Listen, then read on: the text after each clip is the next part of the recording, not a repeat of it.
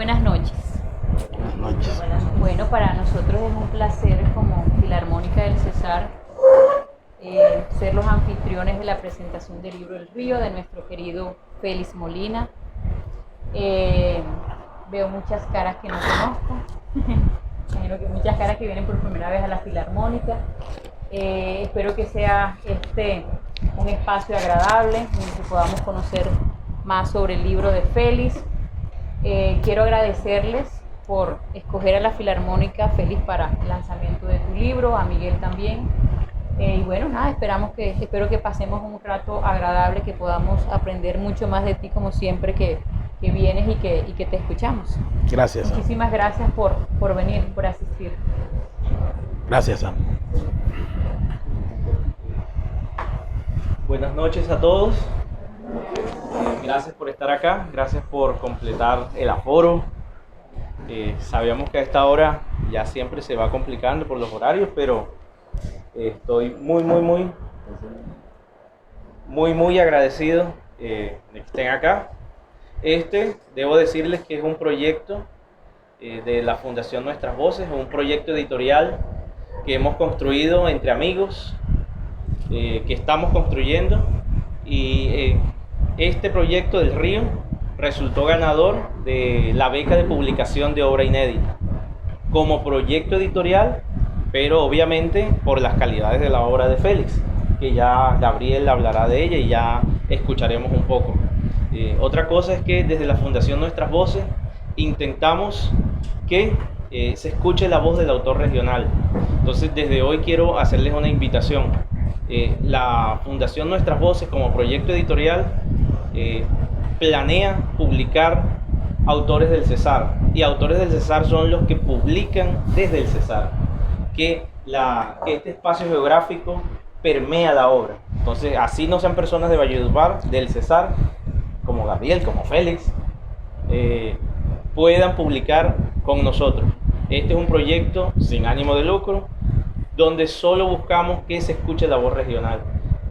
Ya hemos publicado, ustedes saben, este año la antología de cuentos cesarense, cuentos para leer a cualquier hora. Tenemos este segundo, El Río, en la colección Poesía, aquel en la colección Babel, que es de antología, y esperamos publicar un libro infantil, ahorita pronto, de Luis Mario Araújo, una republicación de La Casa, esa novela infantil bellísima de Luis Mario. Pero también esperamos que esto que decimos acá se propague, y quienes planeen publicar piensen en nosotros como una propuesta de proyecto editorial que solo busca que se escuche la voz regional. Sin más que decirles, espero que disfruten esta conversación y el recital del maestro Félix. Muchas gracias a todos.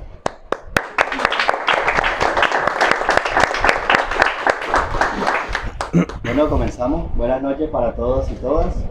Nos convoca la poesía, nos convoca El Río, el reciente poemario del poeta ribereño Félix Molina Flores, como le gusta a él que le digan.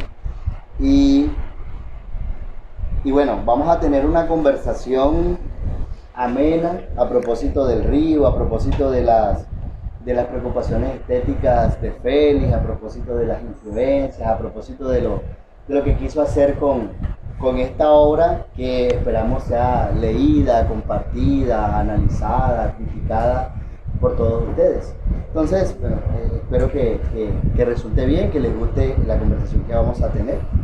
Yo aquí he preparado una estructura de la conversación. Vamos a estar conversando, luego vamos a leer. Bueno, Félix va a leer algunos poemas que él ya ha escogido, y va a haber un espacio para conversar con ustedes, con el público, para preguntar, para expresar lo que ustedes deseen a propósito del río y a propósito del trabajo poético de Félix, que ya está consolidado. El cuarto poemario, eso dice del trabajo que viene haciendo Félix, desde la ópera prima, El Libro de los Equívocos, del 2017 hasta El Río, ahorita en el 2024. Una pequeña biodata que quiero leer para que todos conocemos a Félix, pero no está de más algunos datos. Félix Molina Flores nació en 1986 a la orilla del Magdalena. Es poeta, docente de lengua y literatura, promotor de lectura y bibliotecario. Es autor de los poemarios El álbum de la infancia, El discurso de la lluvia y El libro de los equívocos. Actualmente es docente del Magisterio colombiano. Muy bien, yo quiero dar apertura a esta conversación con un texto que escribí, un pequeño texto que escribí para que, no sé, nos ambientemos a propósito del río y de lo que viene en la conversación. Entonces dice, El río, así se titula la más reciente obra de Félix Molina Flores, su cuarto poemario. Se consolida una voz potente y diáfana, habitada por retratos del pasado, donde es posible hallar la recurrencia de algunos tópicos como la memoria y la infancia. Las imágenes del río se suceden entre el pendular del tiempo. La dualidad pasado-presente, hombre-niño, determinan las apariencias de los espacios. Pudiéramos pensar que el niño, con ojos puros, aprecia el viaje eterno del río. El río que ve el infante es lento y brillante. El sol cae suavemente y enciende el verdor del monte. Sus ojos otean el avance de la canoa que rompe la aparente quietud de las aguas grises. Aprecia la faena del pescador envuelto en el humo del tabaco. Una sucesión de imágenes luctuosas recorre los ojos del hombre retornado. El dolor del abuelo, impaciente ante la tardanza de la muerte. La madre del ahogado masticando la amarga tristeza que le esperaba. El ahogado tendido boca arriba con los ojos anegados. El árbol enfermo que sostiene la figura esbelta de la garza. La abuela moribunda que implora un poco de aire para sus pulmones endurecidos. Este poemario sacude los tiempos de la infancia y es capaz de avivar las heridas de la niñez, agazapadas en una memoria que se resiste al olvido. Yo quisiera entrar a conversar con Félix a propósito de la poesía. Uno, no sé, los estudiosos de la literatura arrancamos con Octavio Paz, con El arco y la lira, y empezamos ese texto ya viejo, pero vigente, etéreo. Y este filósofo, poeta mexicano, empieza a considerar la poesía desde el concepto de la poesía desde muchas vertientes.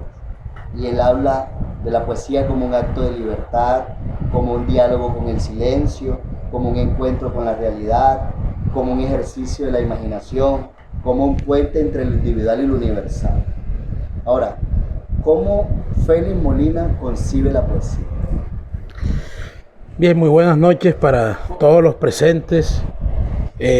Muchas gracias por la asistencia, por sacar un espacio de su tiempo y estar aquí para conversar sobre este trabajo. Bueno, yo creo que la poesía es indefinible en el sentido de que definirla sería como establecerle unos límites que evidentemente no tiene. Pero podríamos decir que la poesía es la estancia máxima del lenguaje, en el sentido de que te permite crear, recrear, transponer. La poesía como estrategia comunicativa, si quieres. De pronto la poesía como pensamiento, o sea, la poesía también como discurso que plantea unas preocupaciones no solo estéticas, sino morales. La poesía como una forma también muy personal de asumir la condición humana. Entonces, digamos, en ese mundo de posibilidades significativas, me parece que definir la poesía resulta muy complicado, pero como decía el poeta, digamos, no sé qué es la poesía, pero nosotros hemos aprendido a detectarla, a pesar de que no podemos definirla. Entonces tú lees un poema y dices, aquí hay algo, aquí hay una transgresión del lenguaje, aquí hay una propuesta de resignificación de los signos o de los símbolos.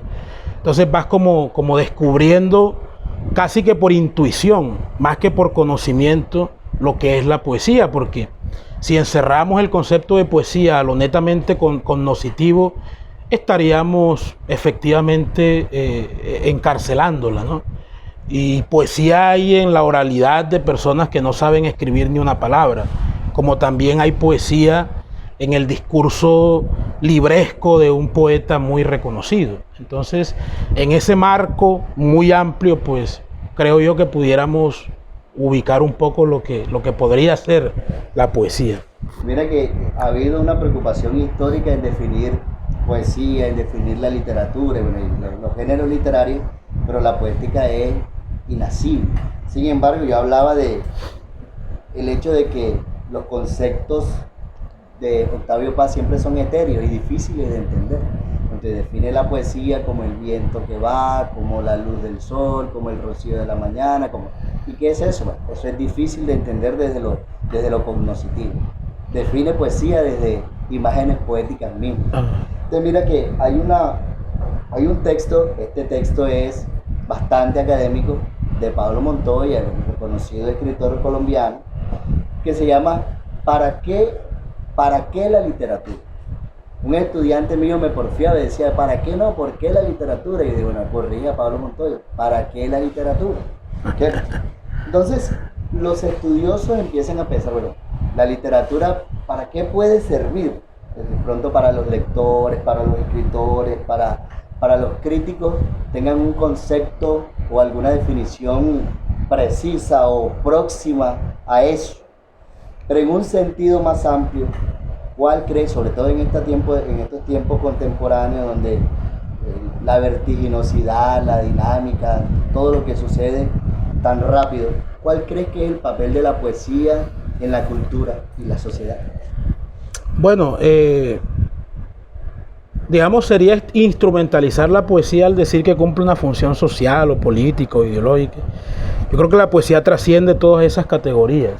Sin embargo, es evidente que a través de un poema tú puedes establecer una revolución.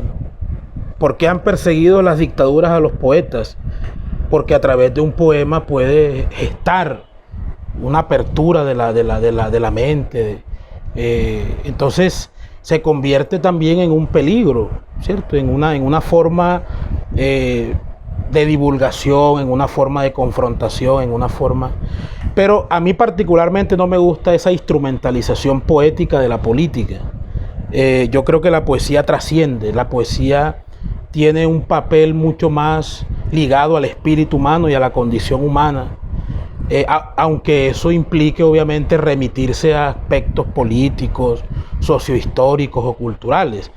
Pero a mí no me gusta mucho entender la poesía como forma, por ejemplo, panfletaria, ¿no? Porque para eso tú elaboras un discurso político.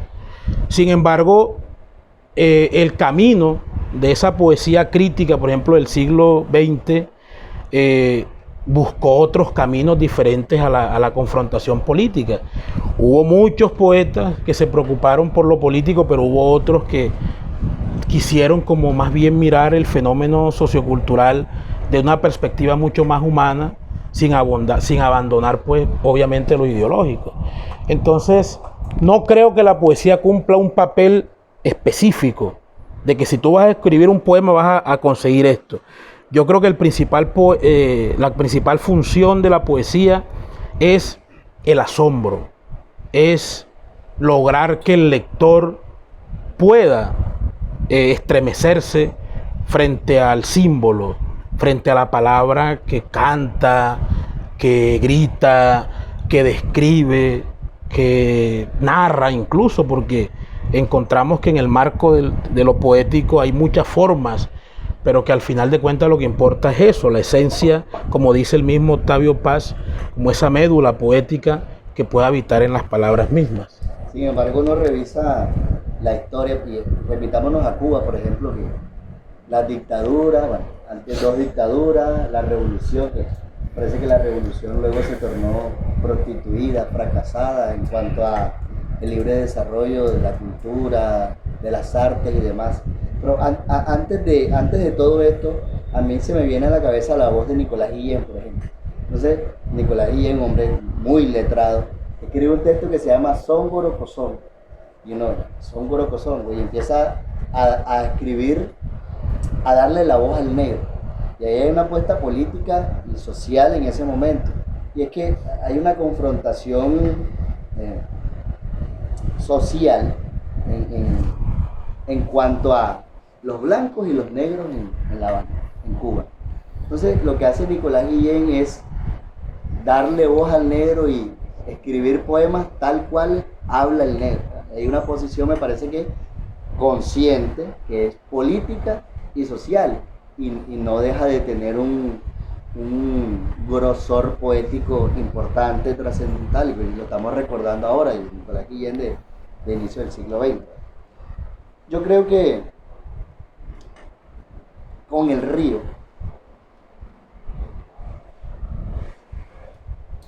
hay una reiteración para entrar al río. Hay una reiteración estética, estilística, temática, que a mí me hace pensar que Félix Molina encontró una voz propia y que esa voz se ha transmutado a lo largo de sus cuatro poemarios. ¿Cuáles son las preocupaciones estéticas, temáticas de la obra de Félix Molina y esto que está en el río? Bueno, antes de responderte esto, me gustaría decirte que la idea que tengo de la figura del poeta es que el compromiso fundamental del poeta es con la poesía misma, con la palabra, con esa elaboración, con esa transposición, y que obviamente no hay una sola forma de asumir la poesía. Sí, por eso hay tantos movimientos, por eso hay tantas vertientes, por eso hay tantas formas poéticas, porque el poeta siempre está indagando en la forma como una estrategia de mostrar la poesía, porque realmente el poema es una forma de mostrar la poesía. ¿Cuál es digamos que en el caso particular yo conscientemente he intentado, no sé si he logrado ese cometido, pero ha sido como la intención consciente de elaborar una poética coherente a lo largo de lograr conseguir una voz, que para los que intentamos esto de la poesía sabemos ser poeta después de Borges, después de Mujica, después de latinoamericanos, después de Octavio Paz, de Aurelio Arturo, queda muy complicado, ¿sí? Porque son poetas que alcanzaron una madurez enorme con relación al lenguaje.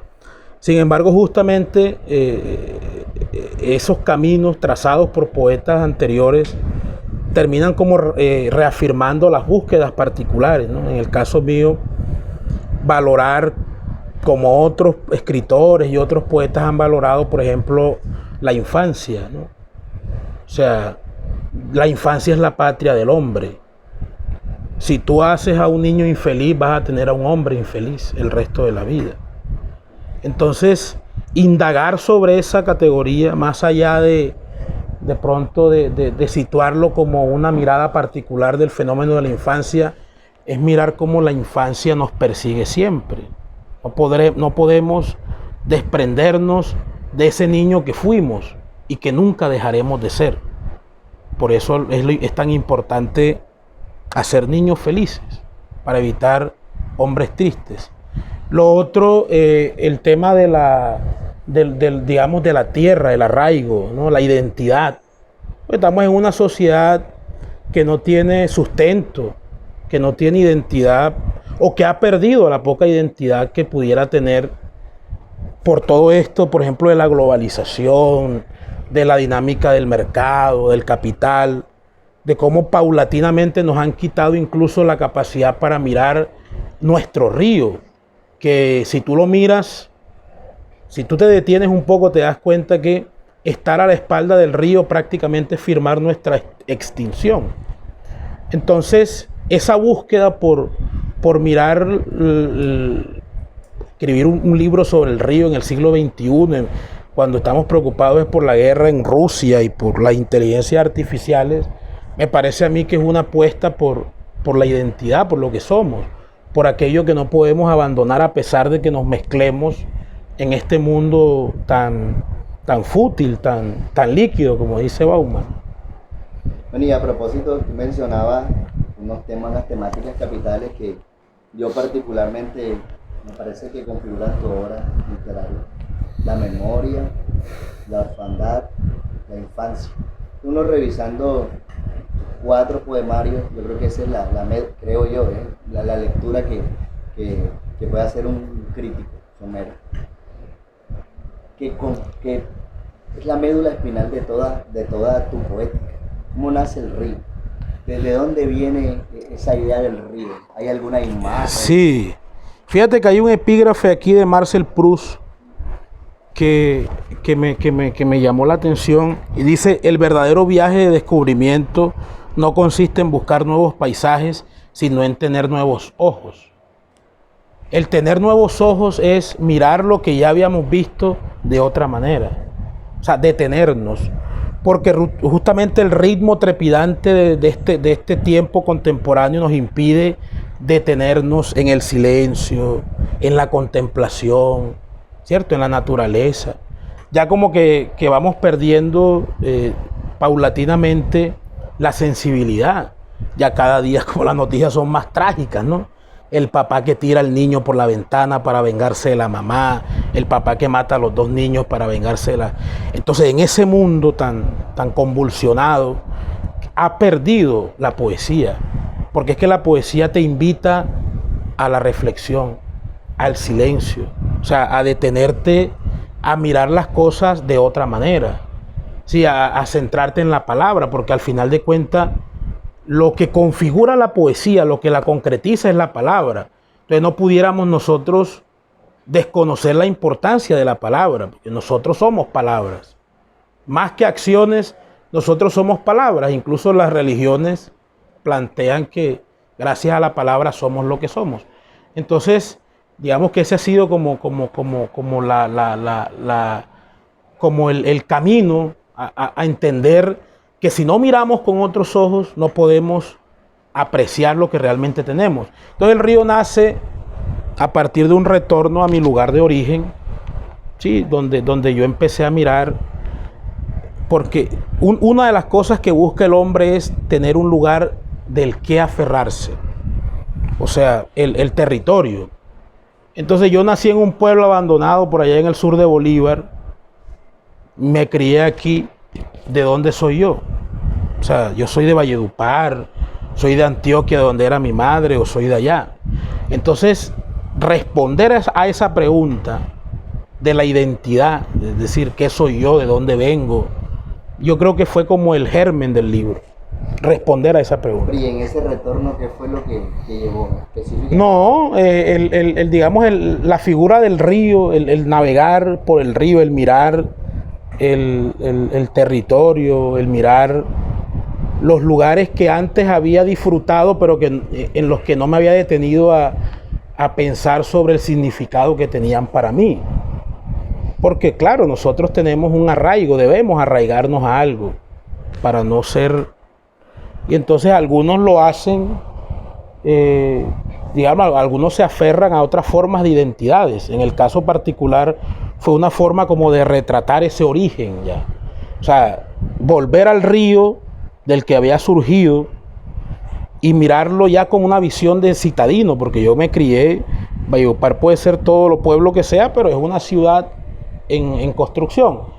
Entonces esa mirada de retorno me llevó a apreciar el pueblo de otra manera ya, no con los ojos caníbales de la ciudad, porque en la ciudad se hacen otras cosas, la ciudad se concibe como otras cosas, la ciudad como un epicentro de confrontación donde sobrevive el más vivo, mientras que en el pueblo hay otra concepción de la sociedad, ¿cierto? Entonces tú te sientas donde el vecino te da un café, conversas, no hay esa preocupación sistemática por tener, por acumular, ¿cierto? Entonces esa mirada paradójica me llevó de alguna forma a plantearme ese poemario. Bueno, y mira que uno leyendo El río no deja de pensar en otras propuestas estéticas líquidas también. En el Sinú de Gómez Atl, por ejemplo. ¿Cuáles son tus influencias poéticas, filosóficas y demás para la construcción del río y tu obra en general? Claro, yo creo que, bueno, Borges decía que los temas siempre son los mismos. O sea, en literatura y en el arte hay 5 o 6 temas que además son comunes a todos los hombres. Entonces, tú puedes decir, oye, pero Javier Herao escribió un libro que se llama El río.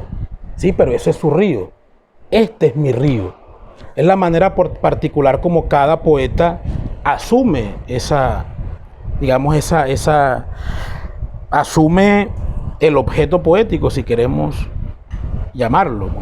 Pero cuando yo leía Montejo, cuando yo conocía la poética de Eugenio Montejo, poeta venezolano, yo dije, o sea, fue como un descubrimiento, ya, porque uno de joven siempre está como tanteando, a ver, qué se da, con qué pruebo. Entonces el pintor emula a Picasso, el pintor emula a todos los maestros, hasta que encuentra su propia voz, hasta que encuentra su propia manera de decir lo mismo que dijo Picasso, porque no va a decir otra cosa, porque los temas son comunes a todos los seres humanos, porque eso es, en eso radica la condición humana, el temor, la muerte, la desesperación, el insomnio, la locura, es común a todos los hombres, el abandono, el sentirte tú, digamos, como sujeto vulnerable frente a la naturaleza, como en el libro hay un poema que narra pues la historia de un muchacho que se ahogó en el río. Entonces, si tuviera que mencionar a 2 autores, mencionaría a Eugenio Montejo y a Javier Herao para digamos, como estímulo, ¿no?, de la consolidación del río como poemario. Mira que leyendo El río, yo me sentí cuando se lee la obra de García Márquez, la obra que está ahí en Macondo. Entonces hablan de yo que soy de pueblo y de río también. Entonces cuando yo leía la obra García Marquiana, se hablaban de las casas de Bareque, de las calles polvorientas, de la superstición y del taburete. Era una identificación superior. Si no quiero decir que una persona que no esté en ese entorno no pueda entender la obra, sino que hay una conexión, me parece, más íntima. Eso me pasó con El río. Yo estoy leyendo El río y hay una descripción de los playones, de las garzas, de la canoa, de los espejos de agua, del pescador, de la atarraya que penetra en el agua, y bueno, era como la dicha de encontrarse. Sin embargo, en el río, las imágenes a mí me parece que son luctuosas, esas imágenes que yo tengo en la memoria y que son bellas, en el río me parecen luctuosas. Y yo mirando ahí, escudriñando en los poemas, encontraba, por ejemplo, canoas enfermas, cadáver anegado, la sequía del playón, canoas que agonizan, el río como espuma, fango, húmeda oscuridad. ¿Por qué se concibe así este río, el río de Félix? Porque el río es una metáfora de la vida. O sea, y tú en la vida tienes momentos de alegría, cuando pescas bastante, pero también tienes momentos de suma tristeza, cuando vas y no pescas nada. Digamos, en el río te bañas, en el río lavas la ropa, pero si te descuidas, el río te lleva y te ahogas. Entonces realmente es una metáfora de la vida, ¿sí? Muy a lo Heráclito, ¿no? Digamos que es común a todos los hombres, y se usa la metáfora del río para digamos, quizás para mirar cómo esos detalles en los cuales no nos habíamos fijado. A ver, porque en el arte no importa tanto lo que se dice, sino cómo se dice. Entonces, tú ves una película y, por ejemplo, pensemos en Psicosis, de Hitchcock. El tipo viene y se centra en un sifón, ¿no? En algún momento de cuando el psicópata mata a la mujer, que la sangre se centra en un sifón. ¿Y cuándo has visto tú un sifón como objeto estético? Bueno, ahí lo estás viendo. Entonces, no importa lo que tú describas poéticamente, porque al final de cuentas cualquier cosa es susceptible de ser poética. siempre y cuando tenga creo yo, tenga la fuerza para imponerse simbólicamente, ¿cierto? Que esa es como la pelea que siempre se establece en el arte, qué es lo artístico y qué no es lo artístico. Entonces, termina siendo una búsqueda, o sea, termina siendo una forma también de entender la vida, de entender la infancia, de evocar, porque el artista evoca, básicamente. Si el artista tiene algún papel definido, es el papel de la evocación. Y a partir de la evocación construir un discurso que pueda ser incluso como un referente histórico. Pero en principio lo que hay es una evocación del artista, ¿no? De su pasado, de la manera como se integra a la sociedad, etc. No deja de pensarlo, sin embargo, en la dualidad de los ojos que ven, del niño que ve, del hombre que retorna y ve, del pasado y el presente, de la descripción de los espacios a partir del cambio que sucede con los espacios a partir de la mirada del niño y del hombre que retorna. Y eso me parece, yo creo que una imagen muy significativa no, y muy García Marquiana, si se quiere. Cuando García Márquez se regresó a Aracataca a vender la casa con su mamá, en ese instante significó prácticamente el surgimiento de la obra de García Márquez.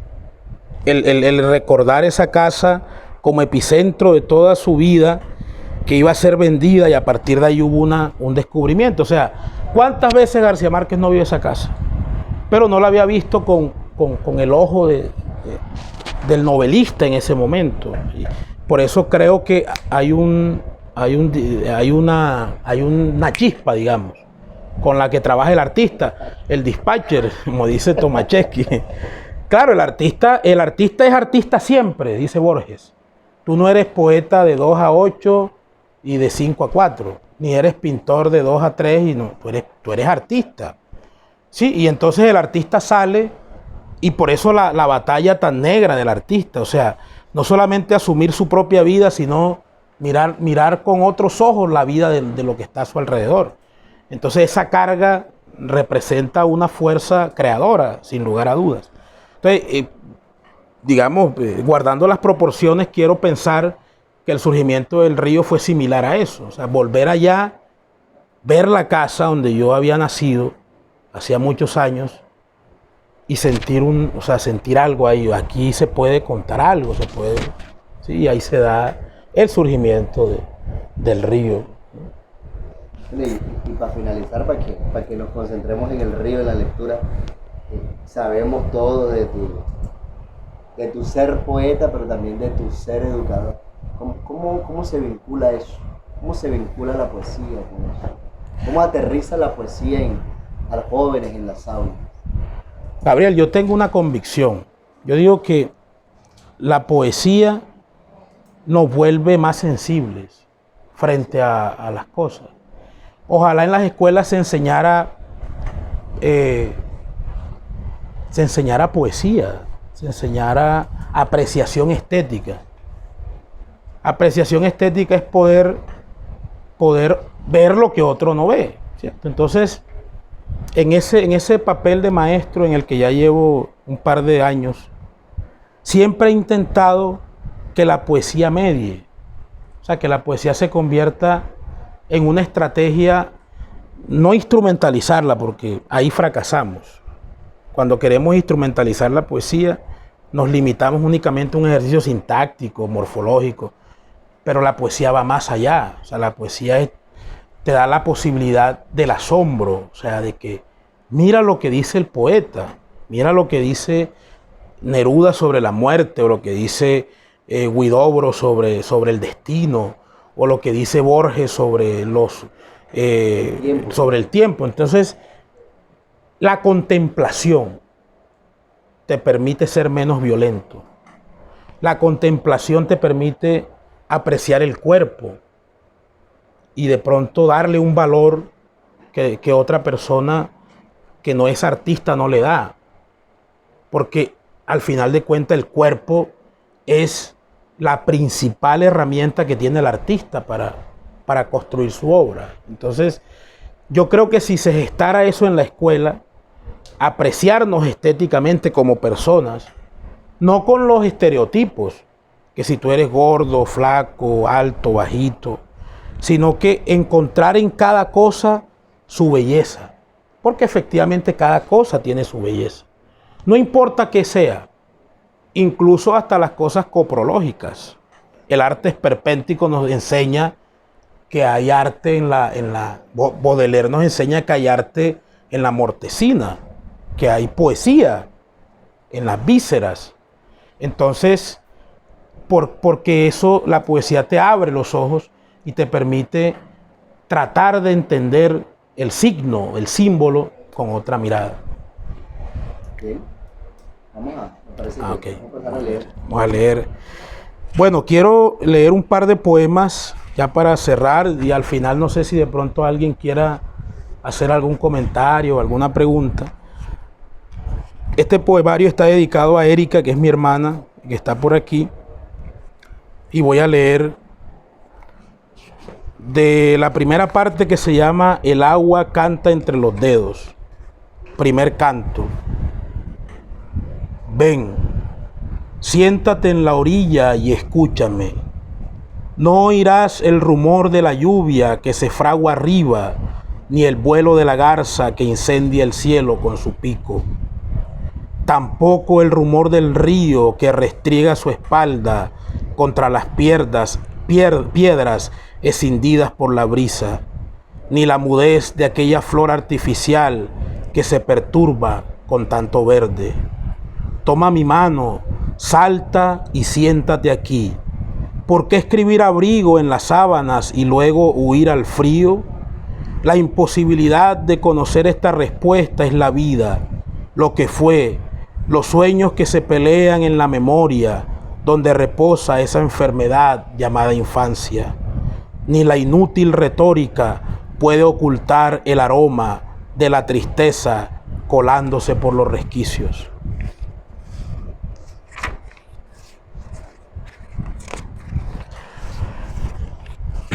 Octavo canto.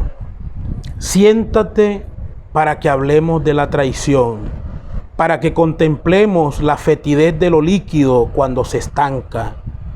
Observa el fuego crepitar sobre la rama, mira el cadáver anegado que quiere encallar en la orilla, huele el espejo y descubre la espuma agrietada en su rostro. Me bastaría escucharte probar una palabra, martillar el silencio con un símbolo, nada más. Canto final. Pero las flores y las arboledas sucumbieron ante el incendio que trajo la muerte. Tus ojos arropados por la oscuridad, tus hojas maquilladas con formol, tus brazos nido quebrado. Solo la muerte pudo opacar el verde de tus ojos.